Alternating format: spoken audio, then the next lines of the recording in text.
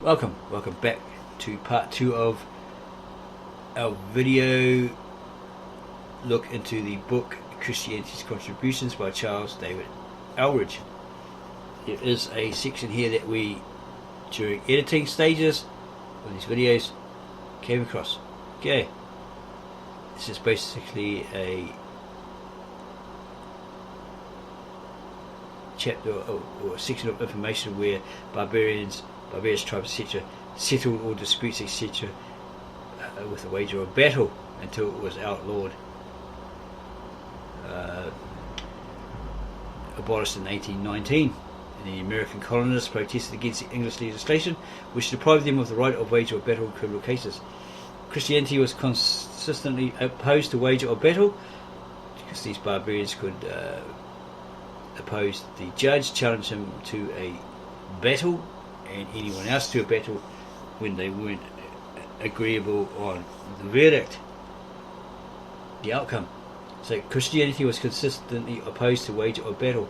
Councils, synods and popes declaimed against it, but the barbarous custom, buttressed in the instincts of pugnacity and the baser passions, yielded but slowly to the humane spirit of Christianity and other social forces which have tended to restrain these deep-rooted habits and to establish the reign of law and reason. Okay, Christianity's contribution to the Crusades.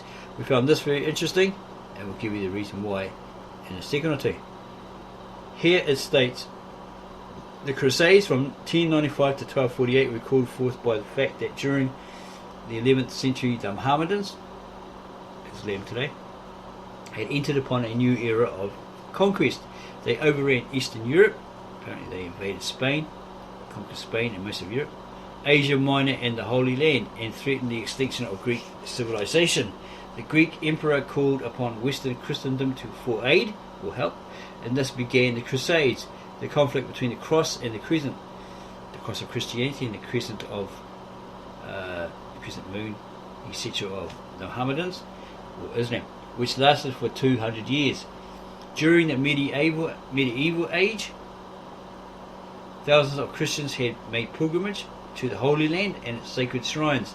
The pilgrimage was regarded as an act of worship of great efficacy and virtue. It's like the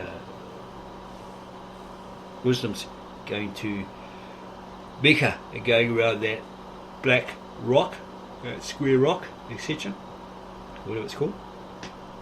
They have to make that trip with their holy must-dos. Good men made the journey to gratify their, was it the Dome of the Rock or something? To gratify their religious desires and enthusiasms, others to obtain absolution from their sins, and some to gain relief from their physical afflictions. The story of the sufferings endured by the Christians in Palestine at the hands of the Mohammedans fired Christendom with indignation.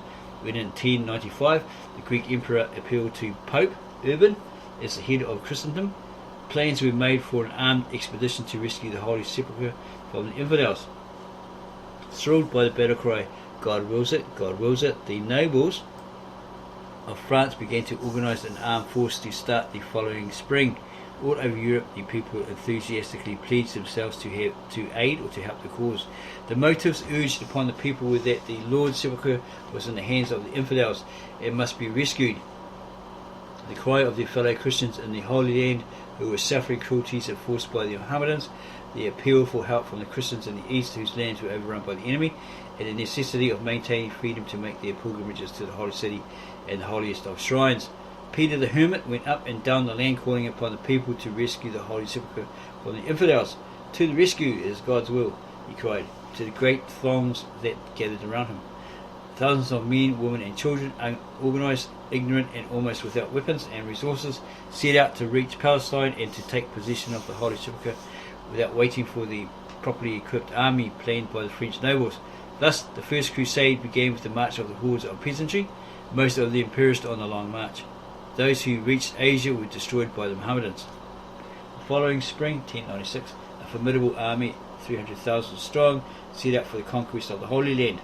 After a strenuous march characterized by great hardships and much loss of life, the Crusaders stormed the cities of Jerusalem in July 1099 and captured it with great religious enthusiasm.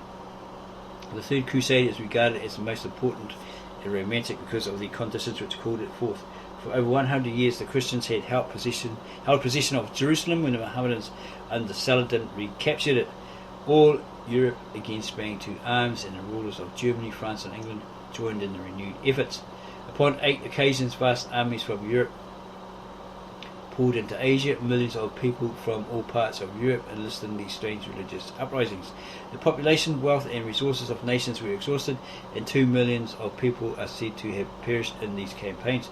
In spite of the evils connected with these crusades, they resulted in a decided forward step in human progress.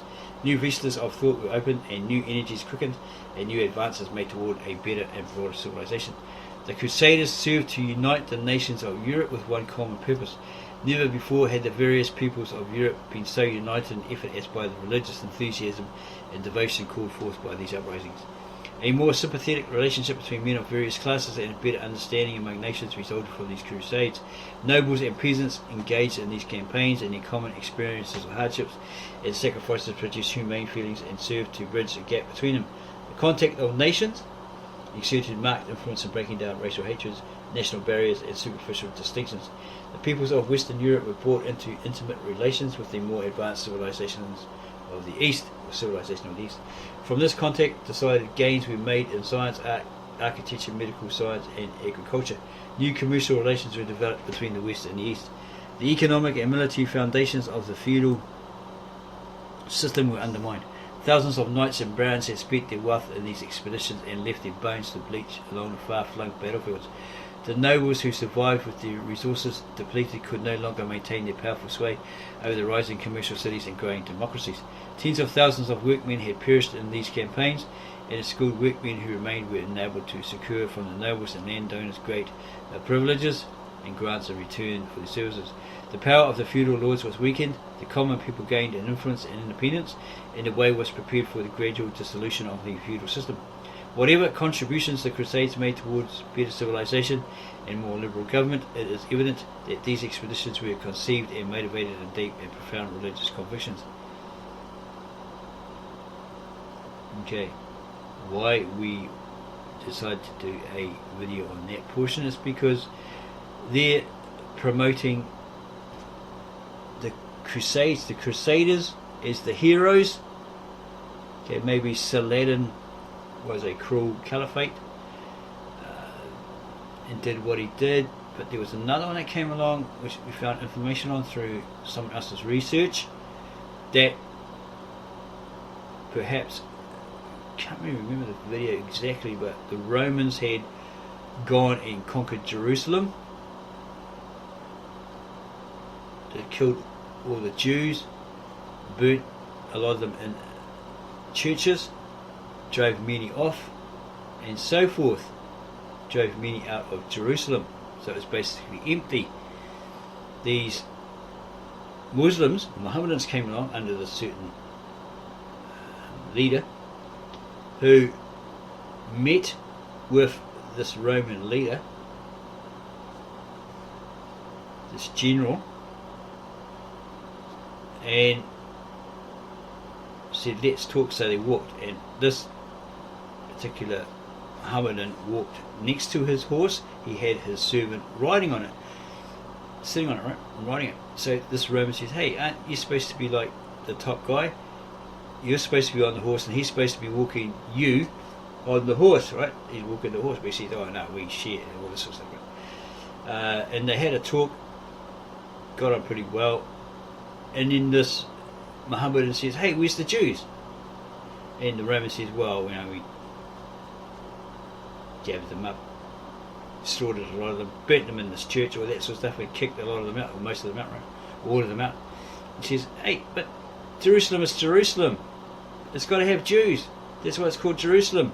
So he said to his people, probably the guy on the horse, go back and tell the people, go get the Jews, because Jerusalem can't be Jerusalem without the Jews. This is all in accordance to the video of lecturer, professor at the university in America, Roy Casagranda. Or Casagrande. We were informed this by a brother-in-law that this is what he said, word for word, basically.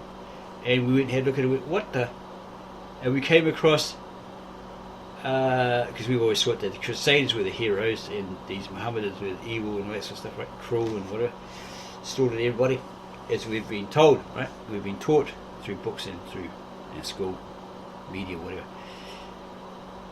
It's the other way around. These particular Mohammedans, something like, they had a battle with these Romans, they lost, and they came running back to their village, and the woman says, right, don't come back unless you won the battle, right? Don't come back. They're a pretty hard woman, right? And all this sort of stuff.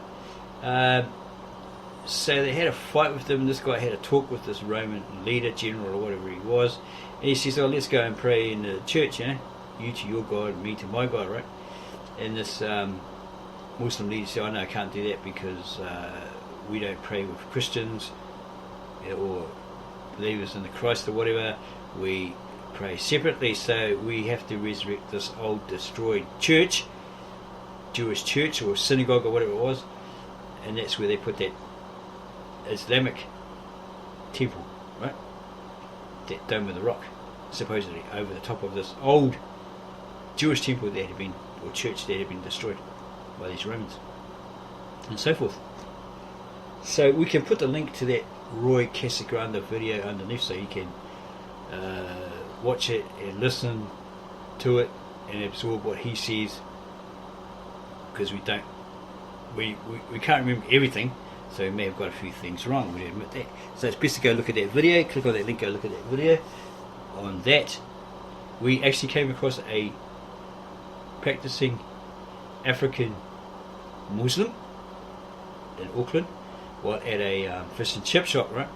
And she says, oh, basically said, well, we just listened to this video by Roy Casagranda, and this Casagranda, and these, how we've been taught that the Crusaders were the heroes, and these Mohammedans and Muslims at the time were, nasty, evil, etc., etc. Well, this guy Roy Casagranda has turned it on its axis. He's actually provided evidence that they weren't like that. It was the Romans, the Crusaders, that were cruel so-and-sos, right? They were most cruel because they killed the Jews, they burnt them in the church, all that sort of stuff, drove them out, all this sort of stuff. So, being fair, this leader, when they're first invading Jerusalem, trying to take it off them, right? He says, you've got an option. Gather up, we let you carry a handful, maybe a cart of gold and possessions, all that stuff, then you've got to get out, right? Or you can convert to Islam. And they really had a good, these Muslims, they wanted to slaughter all these Romans, or whoever had invaded Jerusalem at that time of their visit, right? Because for hundreds of years of slaughtering their people, right? Payback time. But this one leader said, no, we're not like that. We don't do that. We give these people a chance. They can walk out with a cart of gold, or a handful of gold, as much as they can carry, and that's it. Off you go. Yeah? He was a really thoughtful, compassionate person. Okay? He gave them options. He wasn't like one that said, right, we're going to slaughter all of you. If you don't convert to Islam, we're going to kill you. All this sort of stuff. Everybody invade Jerusalem, take what you want, kill whoever you want, and if you die, there's all the benefits for you, right? You get all the gold, whatever you can grab, right? Woman, whatever, booty, whatever. If you can grab that and live, that's yours, right? Take it back to your families, whatever. But if you die, you'll be remembered. Don't worry about it, because you'll go up to heaven and or to Allah, and have all these rewards. 72 virgins, grapes, all that sort of stuff, right? You'll be wealthy in paradise. Okay, that's the option. That's what they told him. So yeah, let's do it for Allah. Right? You can benefit earth-wise, material-wise on earth, or benefit in the kingdom of Allah, or the realm of Allah, right? All that sort of stuff. So that's why we suggest go listen to that Roy Casagranda video, The Rise of Islam, because it's a really good lecture.